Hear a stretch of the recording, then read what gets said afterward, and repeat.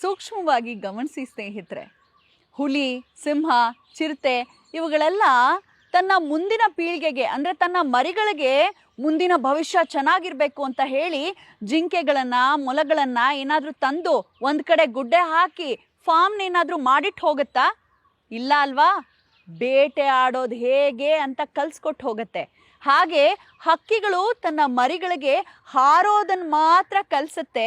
ಕಾಳುಗಳನ್ನೆಲ್ಲ ತಂದು ಒಂದು ಕಡೆ ಗುಡ್ಡೆ ಹಾಕಿ ಮುಂದಿನ ದಿನಗಳಲ್ಲಿ ಇದನ್ನು ತಿನ್ಕೊಂಡು ಆರಾಮಾಗಿರಿ ಅಂತ ಯಾವ ಪ್ರಾಣಿ ಪಕ್ಷಿನೂ ತನ್ನ ಮುಂದಿನ ಸಂಕುಲಕ್ಕೆ ಮಾಡಿಟ್ಟು ಹೋಗೋದಿಲ್ಲ. ಈ ಮನುಷ್ಯ ಒಬ್ಬನೇ ತನಗೂ ಇರಲಿ, ಮಕ್ಕಳಿಗಿರಲಿ, ಮರಿ ಮೊಮ್ಮಕ್ಕಳಿಗೂ ಇರಲಿ ಅಂತ ಆಸ್ತಿಯನ್ನು ಅವರಿವರಿಂದ ಕಿತ್ತು ಗುಡ್ಡೆ ಹಾಕಿರ್ತಾನೆ, ನನ್ನ ಮುಂದಿನ ಪರಂಪರೆಗೆ ಒಳ್ಳೇದಾಗಲಿ ಅಂತ.